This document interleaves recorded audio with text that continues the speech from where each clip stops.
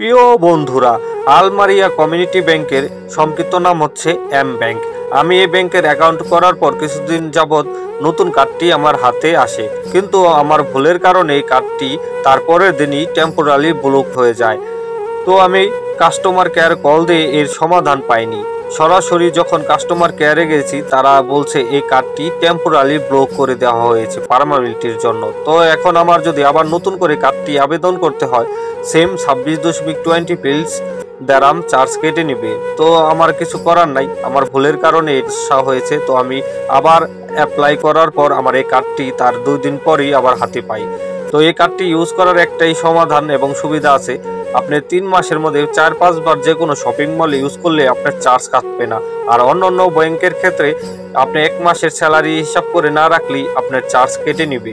তো এর জন্য এই এম ব্যাংকের এটাই সুবিধা। তো আপনারা যাদের পছন্দ এবং যারা করতে চান, আপনারা অনলাইনে করতে পারেন। ধন্যবাদ।